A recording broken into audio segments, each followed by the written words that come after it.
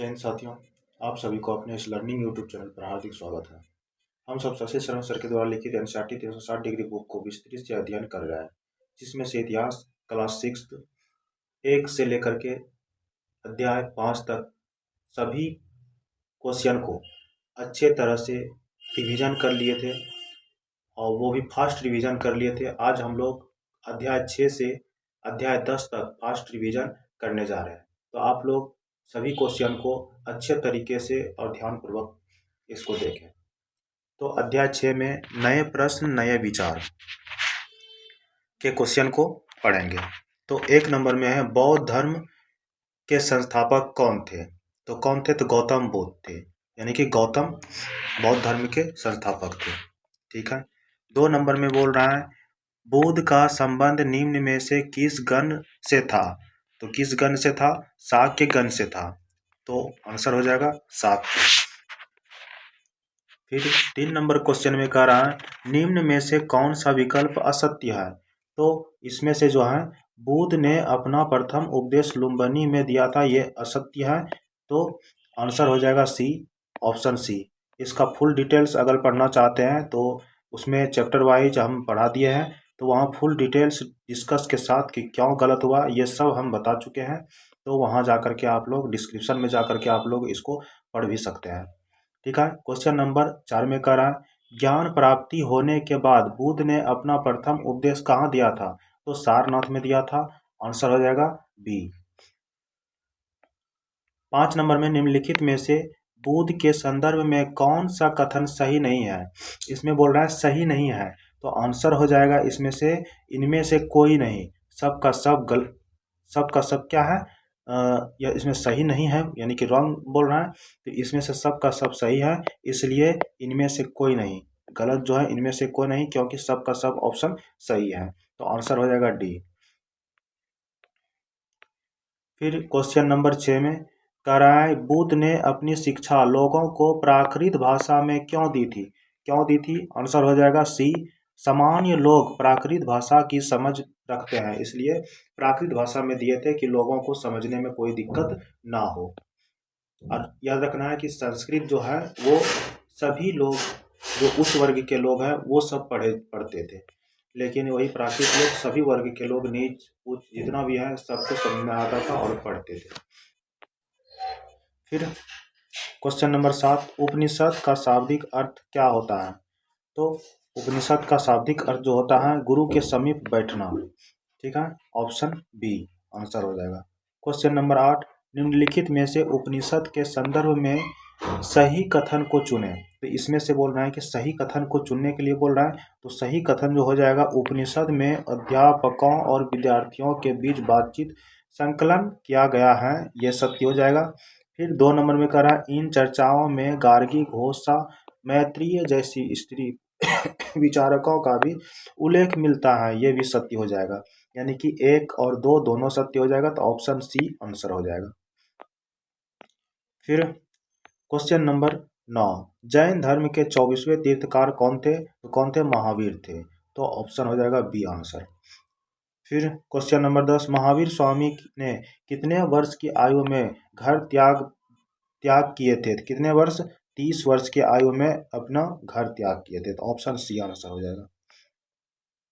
Question number 11, निम्नलिखित में महावीर स्वामी के बारे में कौन सा कथन सही नहीं है? इसमें सही नहीं बोल रहा है, यानी कि असत्य। असत्य जो हो जाएगा, उन्होंने अपने अनुयायियों को पाली भाषा में शिक्षा दी थी, ये असत्य हो जाएगा, गलत हो जाएगा, क्योंकि ये पाली भाषा में नहीं प्राकृत भाषा में दिए थे।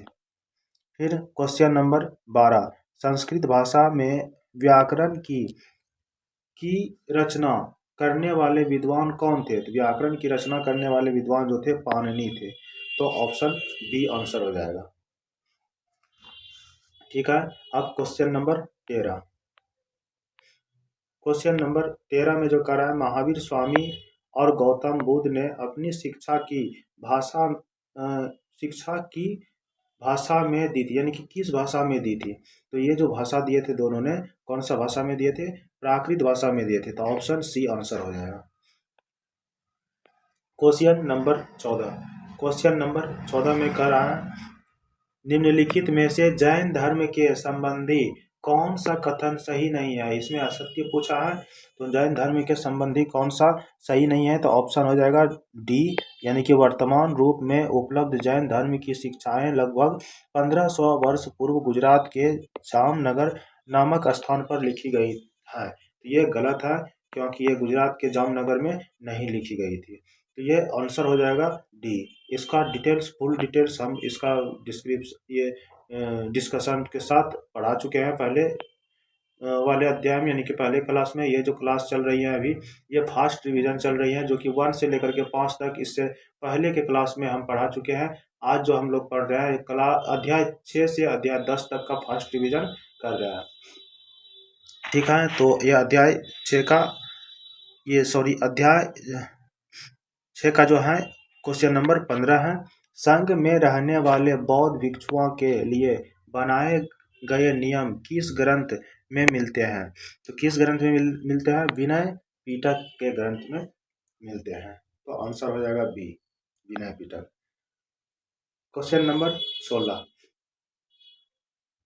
निम्नलिखित में से बौद्ध संघ में प्रवेश लेने के संदर्भ में कौन सा कथन सही नहीं है। तो यहाँ भी असत्य ढूंढना है, यानी कि कौन सा कथन सही नहीं है। तो ये हो जाएगा संघ में पुरुष एवं स्त्री के रहने के लिए अलग अलग व्यवस्था की गई है। तो ये आंसर जो हो जाएगा असत्य बोला है। तो ये तो अगर अलग अलग व्यवस्था है, सही है। सभी व्यक्ति संघ में प्रवेश ले सकते हैं, ये भी सत्य है, क्योंकि सभी व्यक्ति लेकिन अपने अनुमान, ये अपने परिवार से निवेदन करके और इच्छा अनुसार ले सकते हैं। फिर ऑप्शन बी में जो है, विवाहित महिलाओं को संघ में प्रवेश लेने के लिए अपने माता पिता की अनुमति लेनी होती है, नहीं अपने पति का अनुमति लेनी होती थी। इसलिए जो गलत हो जाएगा, असत्य जो हो जाएगा वो 3 हो जाएगा। तो इसमें ऑप्शन में जो है 3, केवल 3 जो हो जाएगा वो असत्य हो जाएगा, यानी कि असत्य पूछा है, तो ऑप्शन सी सही हो गया। क्वेश्चन नंबर 17, भिक्षुनी भिक्षुनियाँ कहाँ रहते थे। तो कहाँ रहते थे, वो गुफा में रहते थे। तो ऑप्शन सी आंसर हो जाएगा।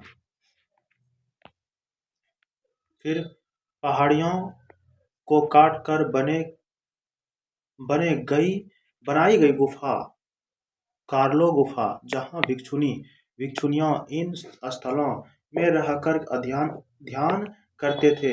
यह गुफा कहाँ स्थित है, तो कहाँ है, महाराष्ट्र में है। तो ऑप्शन बी आंसर हो जाएगा। क्वेश्चन नंबर 19, निम्नलिखित में से असत्य कथन का चयन करें। तो असत्य कथन का इसमें चयन करने के लिए बोल रहा है।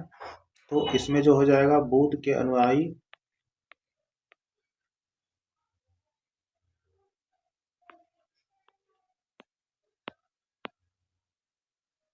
इसमें 2 हैं और एक इधर है, तो 2 पहले देख लेते हैं। बुद्ध के अनुयायी जब भिक्षुओं के श्रेणी में प्रवेश करते हैं तो वे अपना वर्ण, श्रेणी और परिवार त्याग देते हैं। तो ये सत्य हो गया।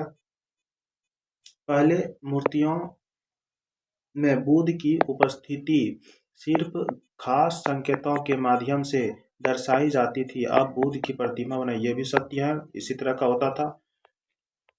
एनसीईआरटी बुक में हम लोग डिटेल से पढ़ चुके हैं। फिर ये कथन 3 में कर रहा है, पहले बोधिसत्व ज्ञान प्राप्ति के बाद एकांत वास करते थे, लेकिन ऐसा करने के बजाय वे लोगों को शिक्षा देने और मदद करने के लिए सांसारिक परिवेश में रहना ठीक समझने लगा। ये भी सत्य है। तो इसमें असत्य पूछा है, तो असत्य कोई नहीं है, सभी का सभी सत्य है। तो ऑप्शन हो जाएगा डी, इनमें से कोई नहीं आंसर हो जाएगा। फिर ये अध्याय 6 का था। अब अध्याय 7 का क्वेश्चन देखेंगे। तो 7 का क्वेश्चन, अध्याय 7 में जो है राज्य से साम्राज्य तक। तो अध्याय 7 का जो पहला क्वेश्चन है, मौर्य वंश की स्थापना किसने की थी। तो किसने की थी, चंद्रगुप्त मौर्य ने की थी। तो ऑप्शन ए आंसर हो जाएगा। फिर 2 नंबर में कहा है, मौर्य वंश की स्थापना करने के में किस बुद्धिमान व्यक्ति ने चंद्रगुप्त मौर्य की सहायता की थी। तो ये किसने की थी, तो चाणक्य ने सहायता की थी। तो ऑप्शन बी आंसर हो जाएगा।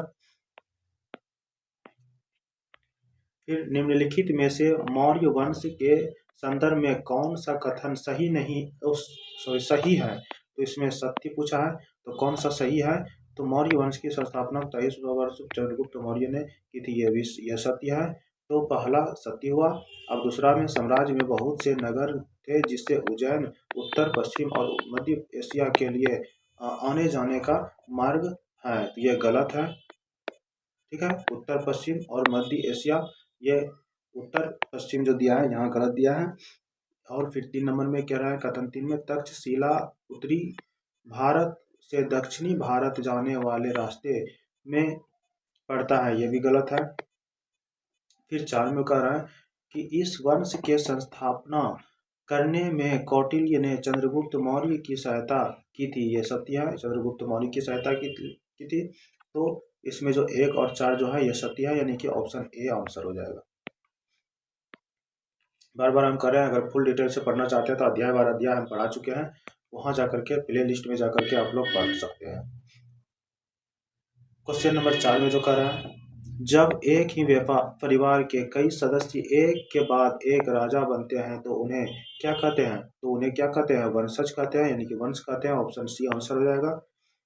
क्वेश्चन नंबर 5 में निम्नलिखित में से कौन सा जानवर हमारे राष्ट्रीय प्रतीक में दिखाया गया है। तो कौन सा हो जाएगा, शेर हो जाएगा। बैल बाघ का ये सब नहीं होगा, तो शेर हो जाएगा आंसर, ऑप्शन डी हो जाएगा answer. Question number 6, question number 6 जो कह रहा है, राज्य साम्राज्य से कैसे भिन्न है। राज्य साम्राज्य से कैसे भिन्न है।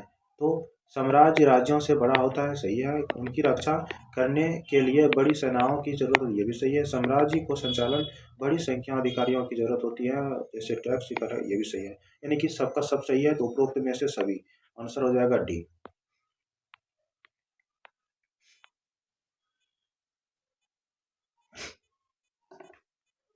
Option D.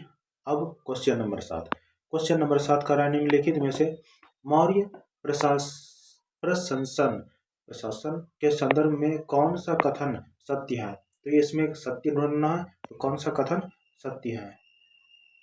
ठीक है,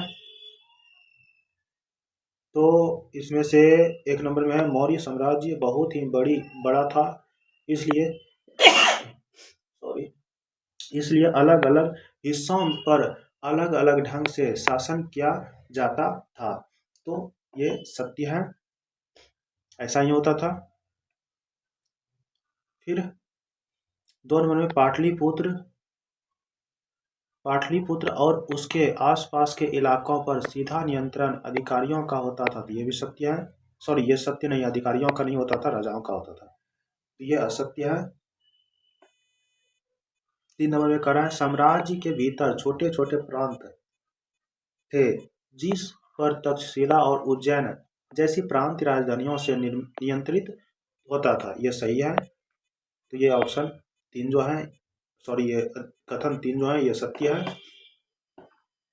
फिर 4 में कह रहा है कि खनिज संपदा वाले क्षेत्र जहां सोने और कीमती पत्थर के लिए प्रसिद्ध थे वह से कर नजराने के रूप में वसूला जाता था, तो ये भी सत्य है। यानी कि 1, 3 और 4 तीनों सत्य हो जाएगा, यानी कि ऑप्शन सी आंसर हो जाएगा, ऑप्शन सी आंसर हो जाएगा। फिर क्वेश्चन नंबर 8, जहां कर नियमित ढंग से इकट्ठा किए जाते थे वहीं क्या कहते हैं, नजराना कहते हैं, अभी ये ऊपर में पढ़े, तो ऑप्शन सी आंसर हो जाएगा। अब क्वेश्चन नंबर 9, चंद्रगुप्त के दरबार में पश्चिम एशिया के यूनानी राजा सेल्यूकस निकेटर का राजदूत कौन था, मेगास्थनीज था, तो ऑप्शन ए आंसर हो जाएगा। फिर क्वेश्चन नंबर 10, निम्नलिखित में से प्रथम शासक कौन थे जिसने अभिलेखों के माध्यम से जनता द्वारा अपने संदेशों को पहुंचाने का कोशिश की थी, तो कौन थे, तो राजा अशोक थे। तो ये अभिलेख के माध्यम से जनता तक अपने संदेश को पहुंचाने का कोशिश की थी, तो ये ऑप्शन बी आंसर हो जाएगा। फिर क्वेश्चन नंबर 11, अशोक का अधिकांश शिलालेख किस भाषा में थे, तो किस भाषा में थे, प्राकृत भाषा में थे, जो कि लोग आसानी से पढ़ सके। ठीक, ऑप्शन हो जाएगा बी आंसर। फिर क्वेश्चन नंबर 12, निम्न में से तटवर्ती उड़ीसा का पुराना नाम क्या है कलिंग है, तो ऑप्शन ए आंसर हो जाएगा। फिर क्वेश्चन नंबर 13, अशोक ने राजा बनने के लिए कितने साल बाद कलिंग पर आक्रमण किए कितने साल बाद? 8 साल बाद किए थे, तो ऑप्शन सी आंसर हो जाएगा। क्वेश्चन नंबर 14, किस युद्ध को जीतने के बाद अशोक का मन दुख से भर गया? तो ये जो दुख से भर गया था वो कौन सा था? कलिंग पर जो युद्ध जीता था उसमें से मन दुख से, जो वहां पर जो मृत्यु हुआ लोगों का, परिवार का दुख देख करके इसका मन भी क्या हो गया? दुख से भर गया। तो क्वेश्चन नंबर 14 का आंसर हो जाएगा बी। फिर क्वेश्चन नंबर 15, क्या करा? निम्नलिखित में से अशोक के धर्म के संदर्भ में कौन सा कथन गलत है? यानी कि असत्य ढूंढना है, तो इनमें से असत्य को देखना है। तो कथन 1 में कह रहा है कि निम्न अशोक के धर्म में किसी देवता का पूजा कर्मकांड की आवश्यकता नहीं थी, तो यह सत्य था। इसके समय में देवी देवता की पूजा पाठ करना उतना सही नहीं था। अपना मन को शुद्ध करना, अपना मन को शांति रखना, अपना मतलब कर्म को ठीक रखना, मतलब बड़ों का आदर करना, ये सब मान्यता अधिक दी थी, और देवी देवता का पूजा पाठ का जो मान्यता था वो उतना अधिक नहीं दी थी। फिर 2 नंबर में कह रहे हैं, समाज के अंदर कई समस्याएं थी, इन समस्याओं का निदान करने के लिए उन्होंने धम्म महामत नाम के अधिकारियों की नियुक्ति की, जो जगह जगह घूमकर धर्म की शिक्षा दी। ये सत्य था, ठीक है, जगह जगह जाकर के लोगों को धर्म की शिक्षा दी। फिर 3 नंबर में बोल रहा है कि बलपूर्वक के माध्यम से लोगों को दिल जीतना धर्म से ज़्यादा अच्छा है। ये गलत है। बलपूर्वक इसके समय में लोगों का दिल जीतना सही नहीं समझा गया था, तो ये गलत है, असत्य है। अशोक ने धर्म के विचारों, ये सत्य है, तो इसमें बोल रहा है असत्य, तो असत्य 3 हो जाएगा, यानी कि केवल 3, यानी कि ऑप्शन बी आंसर हो जाएगा। फिर क्वेश्चन नंबर 16, निम्न में से कौन से मौर्यकालीन संदर्भ जिसे राष्ट्रपति भवन में रखा गया है, तो कौन सा है? रामपुरवा है, तो आंसर ए हो जाएगा। क्वेश्चन नंबर 17, मौर्य साम्राज्य का पतन कितने वर्ष पहले हुआ था? तो 2200 वर्ष पहले हुआ था, तो ये आंसर बी आंसर हो जाएगा। फिर क्वेश्चन नंबर 18, निम्नलिखित में से कौन सा कथन सही है? इसमें सत्य ढूंढना है। तो पहला जो दिया गया है, मौर्य वंश के पतन के बाद पश्चिमोत्तर तथा उत्तर भारत में 100 वर्षों तक हिंद यूनानी राजाओं का शासन रहा, यह सत्य है, ऐसा ही हुआ था। और फिर कथन 2 में करा, दक्षिण भारत में 2200 से 1800 साल पूर्व के बीच चोलों, चेरों तथा पांड्यों ने शासन किया, तो ये भी सत्य है, यानी कि 1 और 2 दोनों सत्य है, तो ऑप्शन बी आंसर हो जाएगा। ठीक है, तो क्वेश्चन नंबर 19 का देखना है। अब क्वेश्चन नंबर 19 कर रहा है, दक्षिण भारत में 2200 से 1800 साल पूर्व तक किस वंश का शासक रहा था? तो चोल वंश सही है, फिर चेर वंश ये भी सही है, पांड्या, तीनों वंश का शासक रहा था, तो ऑप्शन हो जाएगा डी आंसर हो गया। फिर क्वेश्चन नंबर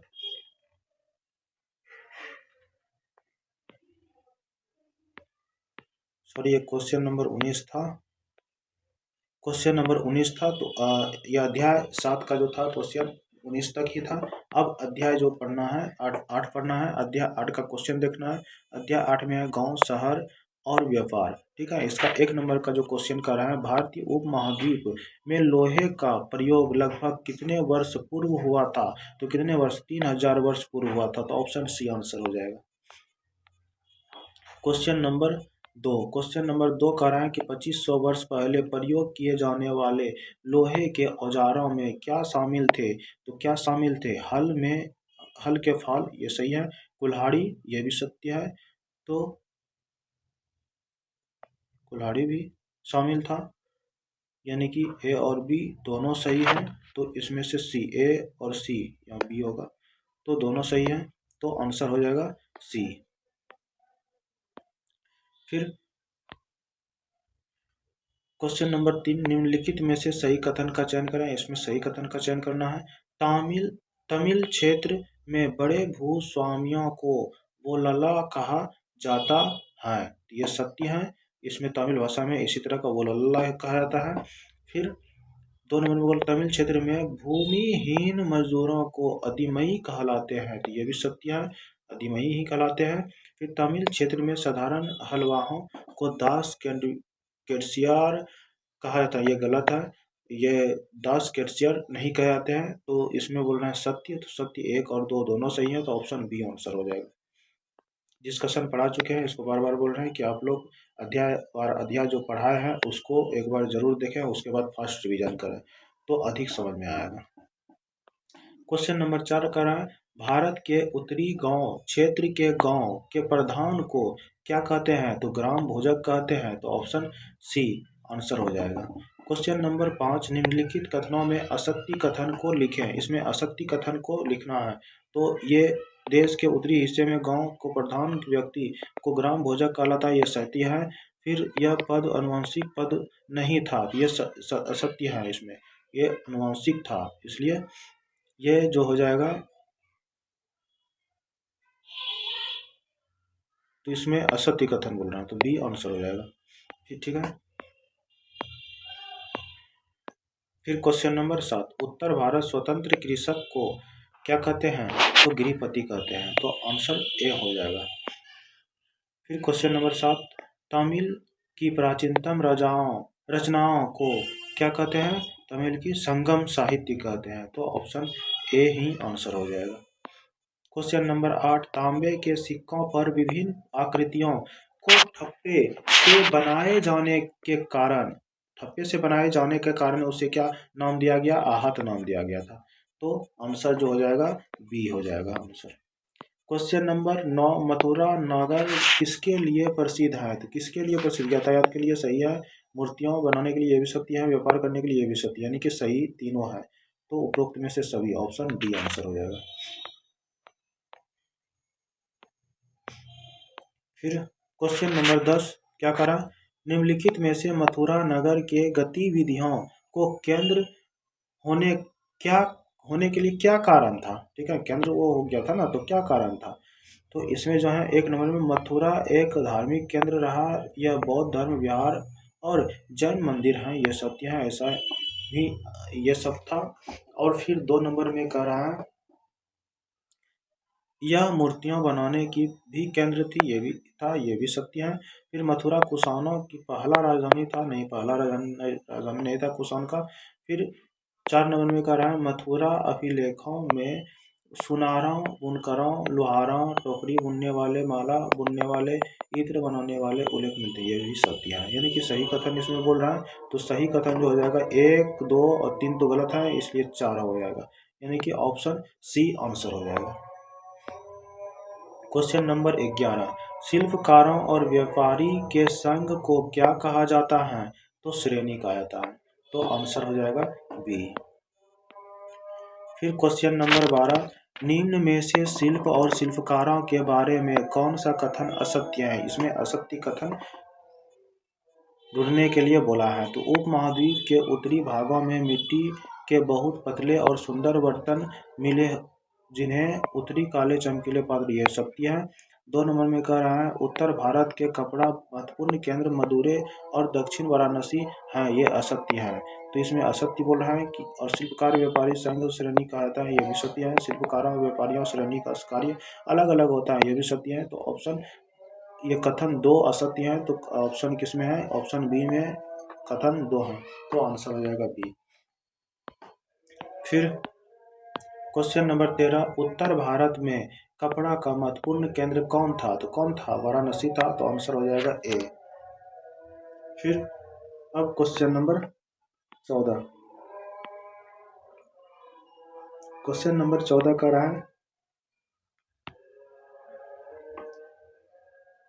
क्या कह रहा है कि निम्नलिखित में से सूत काटने पर बुनने के नियम के संबंधित कथन पर विचार करें, ठीक है, सूत काटने और बुनने के नियम के संबंधित कथन पर विचार करें, इस पर विचार करना होगा, तो ऊन का पेड़ों की छाल, ये है पेड़ों की छाल, कपास, पटुआ तथा सन को तैयार करने के काम में विधवाओं वृद्धा वेश्याओं, सेविकाओं और अवकाश प्राप्त देवदासियों को लगाया जाता था। ये सत्य है। ठीक है, तो इस पे विचार करना है। तो ये सत्य है। कौन सा? 1 नंबर का। जिन महिलाओं को बाहर जाने की अनुमति नहीं थी तो वो दासियों को भेजकर कच्चे माल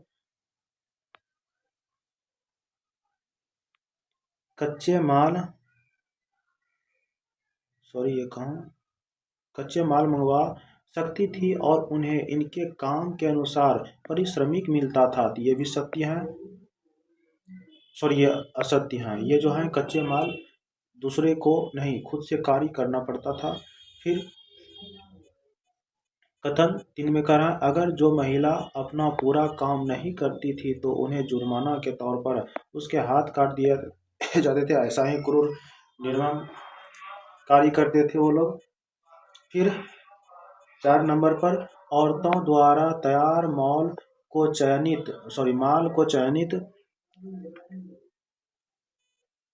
जांचने के लिए रोशनी होती रहती थी। अगर निरीक्षण उस औरत की तरफ देखता या इधर उधर की बात करता तो उसे सजा मिलनी चाहिए, ऐसा नियम बना दिया गया था। तो ये भी सत्य है। यानी कि 1, 3 और 4 तीनों सत्य हैं। किसमें है? ऑप्शन सी में आंसर हो जाएगा। फिर क्वेश्चन नंबर 15, निम्न में से आर्किमेडू क्या था? तो आर्किमेडू क्या था? तो ये पतन था। तो आंसर हो जाएगा सी, ऑप्शन नंबर सी। वेरीगाजा यानी कि भरूच क्या था? तो ये बंदरगाह था। आंसर हो जाएगा डी। क्वेश्चन नंबर 17, निम्नलिखित में से वेरीगाजा के संदर्भ में असत्य कथन चुने। इसमें असत्य कथन चुनना है। तो इसमें कह रहा है वेरीगाजा एक समुद्री जहाज था। नहीं, ये गलत है। ये तट था। तो केवल एक यानी कि एक में ही असत्य कथन चुनने के लिए बोल रहा है। तो एक असत्य। फिर वेरीगाछा में शराब, तांबा, टीन, शीशा, मूंग ये सब मिलता था, ये सब होता था। ये सत्य हो गया। तो 1 नंबर ही असत्य होगा। तो ऑप्शन बी आंसर हो जाएगा। फिर क्वेश्चन नंबर 18, निम्न में से वेरीगाजा से निर्यात होने वाली वस्तुएं कौन सी हैं? तो कौन सी हैं? हाथी दांत है। ठीक है, तो वेरीगाचा जो तट है वहां से निर्यात होती थी क्या? हाथी दांत। फिर 19 नंबर में वेरीगाजा से आयात होने वाली वस्तुएं कौन सी हैं? तो कौन सी हैं? ये शराब भी होता था, सोना और चांदी के सिक्के भी होते थे, मूंगा भी होता था। यानी कि उपरोक्त में से सभी। आंसर हो जाएगा डी। फिर क्वेश्चन नंबर 20, निम्नलिखित में से सही कथन का चयन करें। दक्षिण भारत सोना, मसाले, खास तौर पर काली मिर्च और कीमती पत्थर के प्रसिद्ध होते हैं। ये सत्य हैं। फिर 2 नंबर में, काली मिर्च की रोमन साम्राज्य में इतनी मांग थी कि इसे काले सोने के नाम से भी जाना जाता था। ये भी सत्य है। यानी कि दोनों सत्य हैं। तो कथन हो जाएगा, सॉरी, ऑप्शन सी हो जाएगा आंसर। एक और दो दोनों सही है। ठीक है, क्वेश्चन नंबर 21, तमिल शब्द मुवेंदार का क्या अर्थ है? तो क्या अर्थ है? 3 मुखिया। ठीक है, तो ऑप्शन हो जाएगा ए आंसर। फिर क्वेश्चन नंबर 22 में कह रहा है 2300 साल पहले दक्षिण भारत का सबसे शक्तिशाली राज्य कौन था? चोल, चेर, पांड्य तीनों था। तो ऑप्शन सी आंसर हो जाएगा। क्वेश्चन नंबर 23, निम्नलिखित में से दक्षिण भारत राज्यों के संदर्भ में सही कथन को चयन करें। तो सही कथन को चयन करने के लिए बोल रहा है। तो सही कथन का चयन चोल, चेर, पांड्य दक्षिण भारत का शक्तिशाली माने जाते हैं। ठीक है, तो गलत। ये दक्षिण राज्यों का महत्वपूर्ण केंद्र चोलों का पतन पुहार, पांड्य की राजधानी मदुरै है। ये गलत है। फिर क्वेश्चन नंबर सी में जो करा है, मुखिया लोगों व्यापारों के बजाय नियमित कर वसूलते थे। तो ये सत्य है, कर वसूलते थे उस समय। तो ऑप्शन हो जाएगा सी। क्वेश्चन नंबर 24, सातवाहन वंश के सबसे महान शासक कौन थे? गौतमी पुत्र सतकर्णी थे। तो आंसर हो जाएगा बी। क्वेश्चन नंबर 25 में सिल्क रूट पर नियंत्रण रखने वाले शासकों में सबसे प्रसिद्ध थे तो कौन थे? कुषाण वंश थे। तो कुषाण थे, तो आंसर हो जाएगा डी। तो ये था अध्याय 8 का सभी क्वेश्चन देख लिए। अब अध्याय 9 का नए साम्राज्य और राज्य के सभी क्वेश्चन को पढ़ेंगे। तो पहला क्वेश्चन बता रहा है कि गुप्त वंश के प्रसिद्ध शासक कौन थे? तो कौन थे? समुद्रगुप्त। आंसर हो जाएगा बी। 2 नंबर में निम्न में से किस अभिलेख में समुद्रगुप्त के विजयों का इतिहास का विवरण मिलता है? तो किस में मिलता है? सी में मिलता है, प्रयाग प्रशस्ति अभिलेख में मिलता है। क्वेश्चन नंबर 3 का निम्नलिखित में से सही कथन का चयन करें। इसमें सही कथन को चयन करना है। तो इलाहाबाद प्रशस्ति अभिलेख का संबंध चंद्रगुप्त से है, तो ये सत्य है, चंद्रगुप्त से ही है। फिर 2 नंबर का रहा इस अभिलेख का रचना समुद्रगुप्त के दरबारी कवि रवि कीर्ति द्वारा की गई थी, ये गलत है, उसके द्वारा नहीं किए गए थे। फिर 3 नंबर का रहा है कि प्रशस्ति एक संस्कृत शब्द है जिसका अर्थ प्रशंसा होता है, ये भी सही है। तो कथन 3 भी सत्य है। कथन 4 में कह रहे हैं समुद्रगुप्त का महान शासक था, समुद्रगुप्त गुप्त वंश का महान शासक था, तो ये सत्य है, 4 भी सत्य है। तो 1 और 3 और 4 ऑप्शन ए में आंसर हो जाएगा। फिर क्वेश्चन नंबर 4 का रहा निम्नलिखित में से प्रयाग प्रशस्ति अभिलेख के संदर्भ में असत्य कथन का चयन करें। यहाँ असत्य कथन का चयन करना है।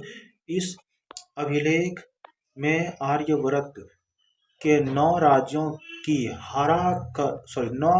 को हराकर उन्हें अपने साम्राज्य में मिला लिया, ठीक है, तो ये सत्य है, 9 राज्य को हरा करके अपने राज्यों में मिला लिया था।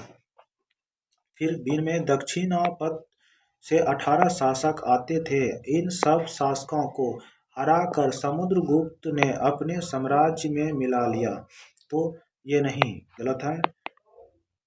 तो इसमें बोलना असत्य, असत्य कथन बोल रहा है, तो असत्य कथन एक असत्य हो जाएगा, तो ये इसमें कट मारना है, तो ये असत्य कथन है।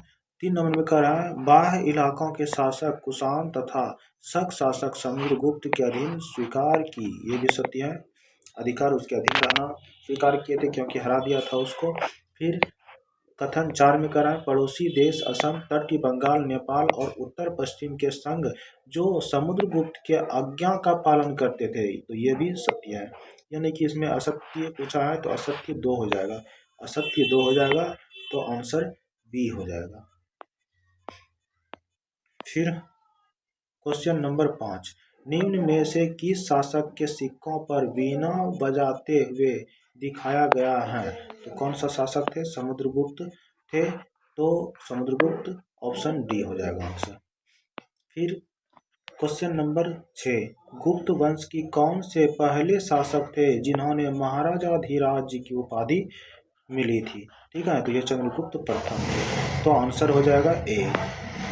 फिर क्वेश्चन नंबर 7 में कह रहा है निम्न में से कौन सा कथन गलत है? तो इसमें गलत कथन ढूंढना है।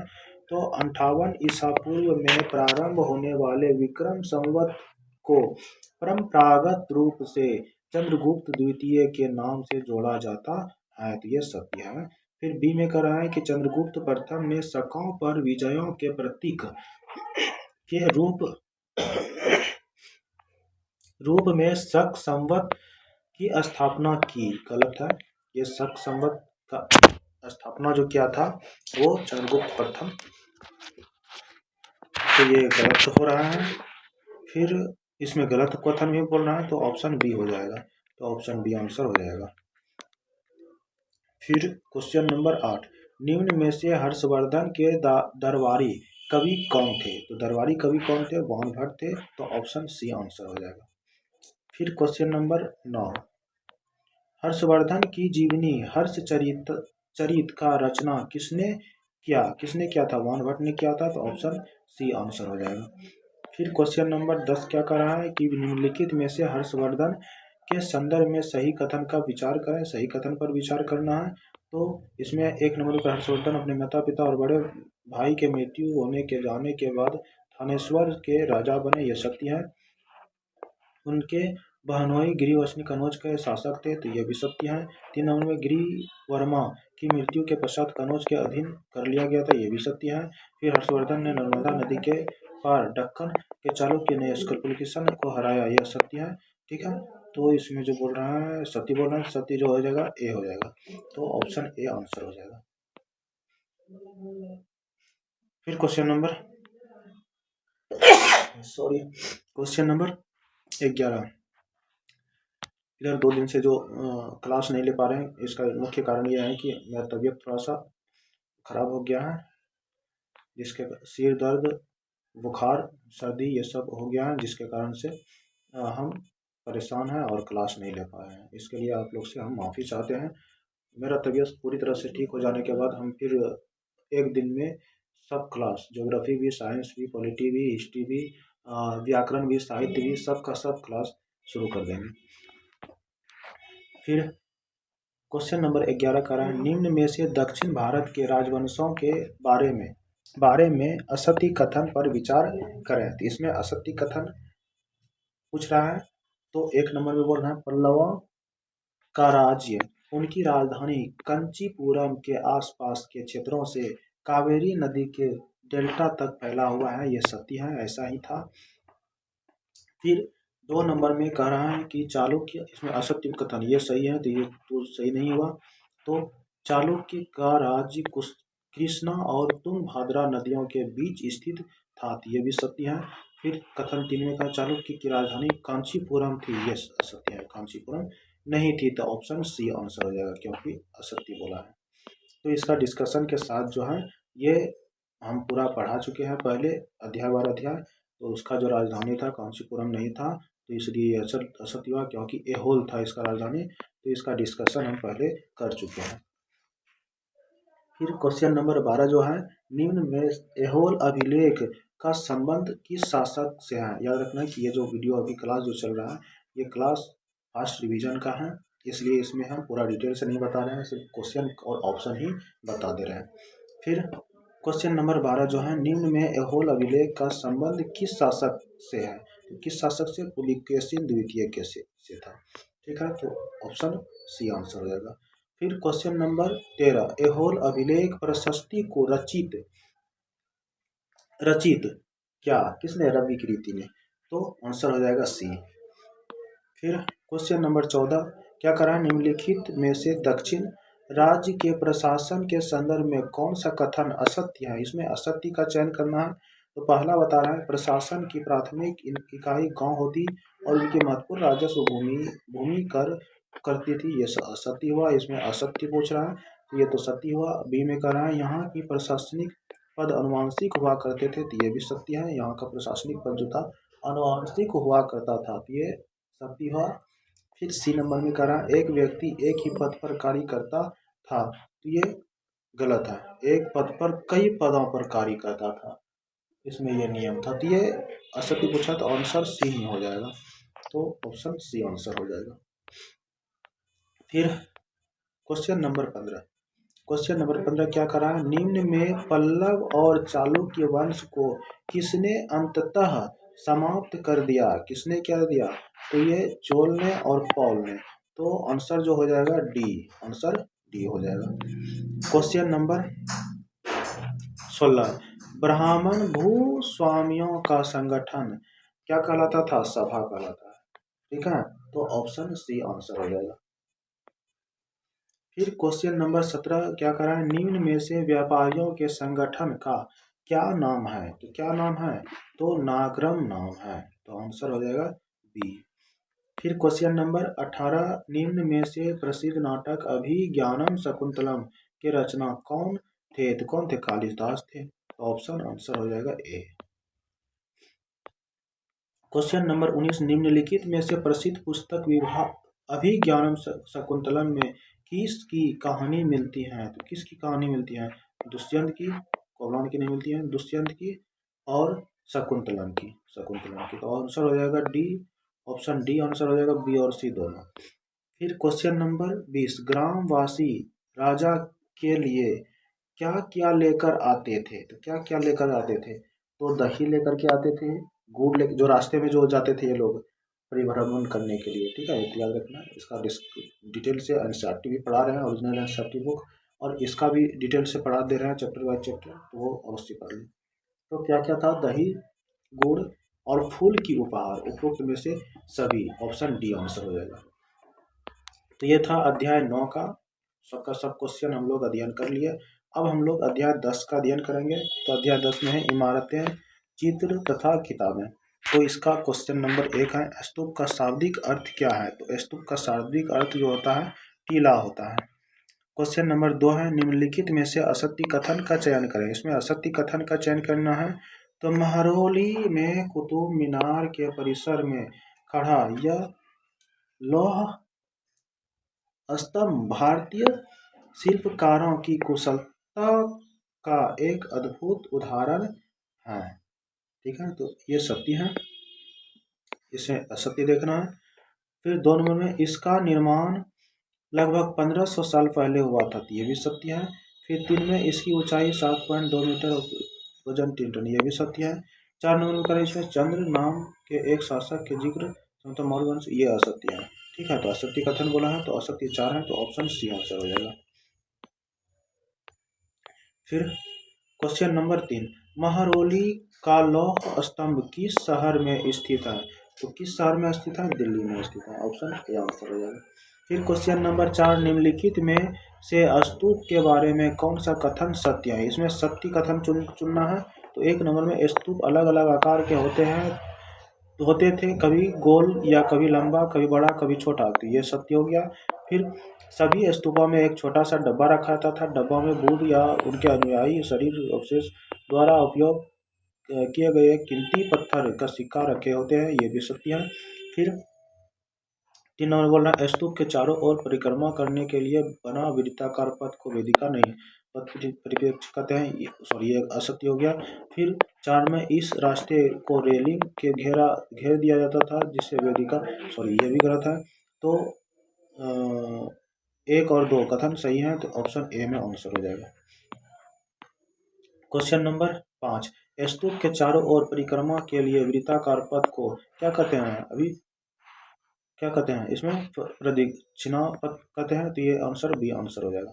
क्वेश्चन नंबर 6, क्वेश्चन नंबर 6 में कह रहा है कि मंदिर का सबसे महत्वपूर्ण हिस्सा जहाँ मुख्य देवता के छवि रखी गई थी, तो उसे क्या कहते हैं? गर्भगृह कहते हैं, तो ऑप्शन सी आंसर हो जाएगा। फिर क्वेश्चन नंबर 7, एक सभागार जहाँ लोग इकट्ठा होते हैं, तो उसे क्या कहेंगे? सभागार जहाँ इकट्ठा, मंडप कहते हैं, मंडप में लोग इकट्ठा होकर के बातचीत करते हैं। फिर क्वेश्चन नंबर 8, निम्न में से एकास्म से संदर्भित कौन सा कथन गलत है? इसमें गलत चुनना है। तो एक ही विशाल पहाड़ को तराश कर बनाया जाता है, ये सत्य है। एकास्म उसे कहेंगे जो कि विशाल पहाड़ को तराश करके बनाए जाते हैं। फिर ईंट से बनी इमारतों को नीचे से ऊपर की क्रम में जोड़ते हैं, तो ये असत्य है, ये एकास्म के अंदर नहीं आता है, एकास्म से हटकर है ये। ठीक है, तो एकास्म उसे कहेंगे जो कि पत्थर को तराश करके उसका आकृति दे करके मंदिर बनाया जाता है, उसे एकास्म कहेंगे। तो ये ईंट से बनाने वाला मंदिर नहीं कहेंगे, एकास्म नहीं कहेंगे। ईंटों से बने मंदिरों से भिन्न होते, ये सत्य है, ईंटों से बना हुआ जो मंदिर है उससे भिन्न होता था एकास्म का मंदिर। मंदिर को पत्र काटने वाले, तो ये भी सत्य है। क्या इसमें बोल रहा है गलत कथन? तो गलत कथन हो जाएगा बी, आंसर हो जाएगा बी, आंसर हो जाएगा बी। फिर क्वेश्चन नंबर 9, अजंता के चित्र कितने वर्ष पुराने हैं? तो कितने वर्ष पुराने हैं? तो 1500 साल वर्ष पुराने हैं, तो आंसर हो जाएगा ए। फिर क्वेश्चन नंबर 10, अजंता के गुफा के संदर्भ में गलत कथन को चुनें। गलत कथन इसमें चुनना है। तो इसमें अधिकांश विहार बौद्ध भिक्षुओं के लिए है, ये सत्य है। गुफाओं के अंदर अंधेरा होने के कारण अधिक मसालों का रोशनी किया जगह है और चित्र बनाया गया है मसालों की रोशनी से, ये भी सत्य है। फिर सी में कह रहा है कि इस गुफा में चित्र 1500 साल बाद चमकदार है, अभी भी चमकदार है, तो ये भी सत्य है। फिर डी में, इन महान कृतियों को बनाने वाले कलाकार मौर्य वंश से संबंधित है, ये गलत है, मौर्य वंश से संबंधित नहीं है, ये गलत है। तो ऑप्शन गलत कथन चुनने के लिए बोल रहा है, तो डी गलत कथन है, तो आंसर डी हो जाएगा। फिर क्वेश्चन नंबर 11, तमिल महाकाव्य शिल्पदीकारम किसकी रचना है? तो किसकी रचना? इलांगो का रचना है, तो आंसर हो जाएगा सी। फिर क्वेश्चन नंबर 12 में निम्न में से तमिल महाकाव्य शिल्पदीकारम में किसकी कहानी है? तो किसकी कहानी है? कोवलन की कहानी है, कनंगी की कहानी है, इलांगो की कहानी है। यानी कि सॉरी, ये इनांगो का नहीं, इनांगो का कहानी नहीं है, ये कोवलन का और कनगी का है। तो ऑप्शन डी हो जाएगा आंसर। फिर क्वेश्चन नंबर 13 तमिल महाकाव्य मणिमेखलाई किस की रचना है? तो किसकी रचना है? सत्तानर की रचना है। तो ऑप्शन ए आंसर हो जाएगा। क्वेश्चन नंबर 14 निम्न में से मणिमेखलाई में किस की कहानी मिलती है? तो किसकी कहानी मिलती है? तो कोवलन की कहानी मिलती है, और माधवी की नहीं, माधवी की बेटी की कहानी मिलती है। तो ऑप्शन ए और सी दोनों सही है, तो डी आंसर हो जाएगा। क्वेश्चन नंबर 15 संस्कृत महाकाव्य का नाम बताएं। तो संस्कृत महाकाव्य का महाभारत भी है और रामायण भी है, मेघदूत नहीं है। तो ऑप्शन हो जाएगा डी, ए और बी दोनों। क्वेश्चन नंबर 16 महाकाव्य पुराण और महाभारत को किसने संकलित किया है? किसने संकलित किया? वेद व्यास ने की थी। तो ऑप्शन ए आंसर हो जाएगा। क्वेश्चन 17 आर्यभट्टियम नामक पुस्तक की रचना किसने की? तो किसने की? आर्यभट्ट ने की थी। तो आंसर हो जाएगा बी। फिर क्वेश्चन नंबर 18, क्वेश्चन नंबर 18 में जो है वो क्या है? इसमें मिलान करने के लिए, तो मिलान करना है। मेघदूत, मेघदूत किसने लिखी थी? तो ये हो जाएगा कालिदास। फिर 2 नंबर में है चरक संहिता, चरक संहिता का लेखक कौन था? ये चरक था, ठीक है। फिर 3 में जो है तीन में शिल्पदीकारम किसने लिखी थी? इलांगो ने लिखी थी। फिर मणिमेखलाई किसने लिखी थी? सत्यनारायण ने लिखी थी। तो ये हो गया, मिलान हो गया। तो क्वेश्चन 18 का मिलान 1 का 3, 1 का 3, 1 का 3, 1 का सी ये है। फिर 2 का 4, 2 का 4 ये है इसी में, यानी कि ये बी आंसर हो जाएगा, बी, ठीक है। तो अब हो जाएगा क्वेश्चन नंबर 18। अब क्वेश्चन नंबर 19, सॉरी ये क्वेश्चन नंबर 18 तक ही था। अब जो है हम लोग अध्याय क्लास 7 यानी कि 7 से जो है अध्याय 1 प्रारंभिक कथन 1000 वर्षों, ये इसका क्वेश्चन अध्याय 1 का सभी क्वेश्चन को पढ़ेंगे, फिर अध्याय 2 का सभी क्वेश्चन को पढ़ेंगे। इसी तरह से 5 अध्याय तक पढ़ लेंगे, तब फिर एक बार फिर फास्ट रिवीजन करा देंगे, और फिर उसके बाद फिर अध्याय पढ़ लेंगे, उसके बाद फिर फास्ट रिवीजन करा देंगे। तो उसी तरह से हम लोग पढ़ेंगे, जो कि माइंड में पूरी तरह से छप जाना चाहिए, और आप लोग भी इसको जो है बढ़िया से देखें और समझें।